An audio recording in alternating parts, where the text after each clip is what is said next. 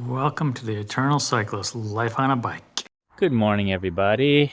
I'm gonna, it's one of those things we talk about on the riding is why most cyclists want to be solo. Well, it's a good thing. Okay, like last night, we had to worry about where to camp. I have to camp in trees, so I camped here in the forest. The other person camped out in the more greenery grass field. Could camp here, but I didn't suggest it at the time because they needed to figure out where they wanted to camp, which was best for them. The shelter, the other stuff is over there, and this stuff. Okay, that's one reason. Number two, you ride at different speeds, so people have different speeds, so you got to slow down for one, speed up for one, or something like that to make the riding together happen. Next stage is one can take cold, one can't take cold, where you want to see, what you want to do. So many factors start adding up. It's just little bits of stress at a time. It's one thing when you travel with a loved one who has the same goals in mind. You want to go to the same places, you want to do the same things. But when you're traveling with a friend or something else, they have goals, expectations that you don't know. Or like yesterday, not satisfied with what's going on, and and you're willing to accept this is what it is and where it is. They're not. It causes, slight bits of friction, and if over time the friction is just keep adding up, make the trip not enjoyable, and therefore you're going to do your thing. All right, I need to break down the tent because I'm supposed to meet up with her at 6 o'clock at the place, eat breakfast, and then get ready to go. So see what I mean already? I gotta now especially break down. Could have probably had another hour's nap for me, and then would have been better sleep, and then go on. But now I gotta pack up, have the bike ready, go meet at the place we have breakfast, and go from there. Okay, I'm coming out of the little forest area that I camped in last night, which you can see is just right up over here. And around the corner, we should pop up to the area where she camped, which is over there. For the morning, and then it's off to the toilets, and then get ready to head out. So I'm gonna eat breakfast and get ready. And here's the toilets and the bathrooms and that stuff. So nice little place to eat, sit, clear up your gear, bench to sit at, so why not? To offend people. But if you find a place like this that has benches to sit at, a nice lake or the riverside to look at over there, in here you have on toilets, wash closet, it's got electricity, it's got heat, turn on your light, it's got toilets, it's got showers, it's got a his and hers, and this isn't good enough, and it's free. And you just have to camp separately or whatever nearby. There's issues. Here's when you learn that all not European roads are smooth and gracious like people think they are. If you want a bike, you get on the back roads.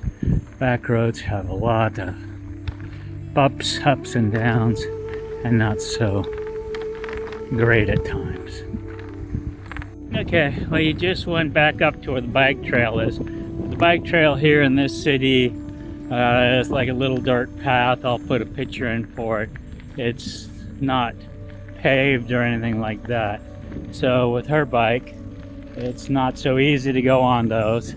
So we're gonna go back around to the highway where we were just headed and take the highway around.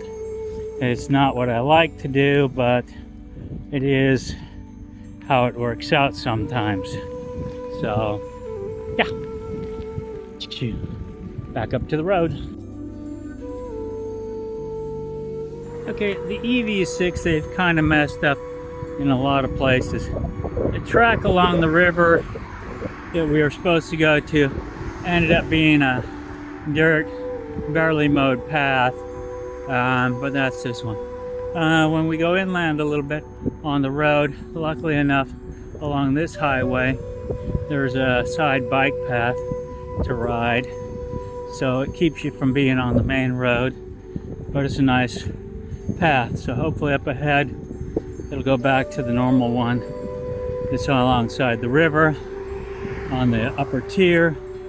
But in the meanwhile, lesson learned with this EV6, quite often in certain countries you got to go off and go into town and take the main roads. Okay, the choice of going down the path there or to the main road over here. She has chosen to go to the main road, not the possible bike path that goes that way. So it's a longer route.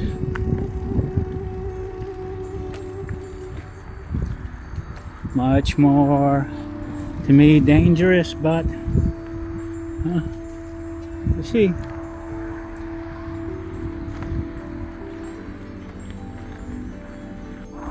Okay, Buddhist lessons in life. There is a thing called that you take care of oneself, and then there's the prophecy of selfishness. To take care of oneself, you do what's best for yourself, making sure you're not intentionally harming others or perhaps causing harm for others. As we see here when we're riding, the possibility for causing harm because she doesn't follow the standard rules of riding to the far side of the road, which allows, if cars suddenly come, they don't have to pass way into the middle into oncoming traffic. That goes into the category of selfishness. Instead of riding over that little bit of bad section, she goes around it, which is acceptable if you have mirrors and such and you know what's going on behind you. There's no cars passing at the same time in the other direction. But if you see cars coming in the other direction, you know you should be far to the right as possible. So at the last stop, we had a water spigot. I told her to wash the pots and pans and that kind of stuff. Just rinse off, load up your water, and we'll go up to the road to head towards the campsite so we get there early. And that way we'll be about 20 to 30 kilometers out of Budapest. She nodded, said yes. Then I turn around after sitting for a few minutes, figured she'd be done, come around and she's washing all her clothing. So now she has all the wet clothing that we had to wait partially to dry before we could even put it on the back of the bike and get going again. So now we're in about an hour behind again. Now it's getting to be the heat of the day, so she'll start complaining again.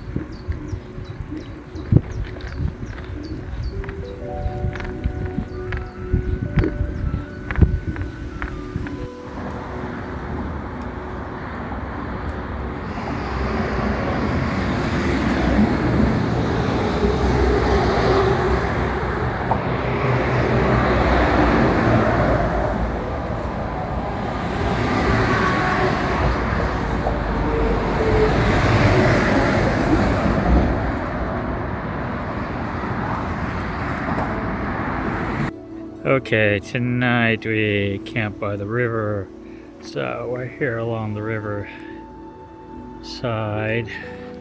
As you can see, fishermen are out here as normal. That's how it is in Europe. The bike path is up top the hill there. You can walk up to it, push the bikes up these little steep little hills. There's a ride out at that end. It'll take tomorrow morning. She's already got her tent set up and is in bed. I'll be setting the hammock up here between the trees tonight. As you can see, people sitting down there, so I'm gonna set up the hammock. I've been dealing with trying to figure out to book a place for tomorrow or not book a place. Hostel. She can never make up her mind as to stuff. I tell her in advance what it is, and she still just doesn't seem to quite get it. And then she looks up, oh, there's a lot of stuff to see in Budapest. Yeah, that's why I said we go spend a night at a Budapest hostel.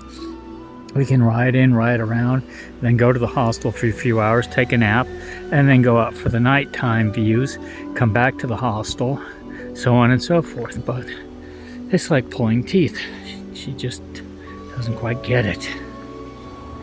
I don't know if you can see it, but the crane is up there, just sitting there on the tree branch. So I'm going to try to get down as close as I possibly can. Nope, it flew away. And off it goes. Nice fisherman. Alright, the hammock is set up.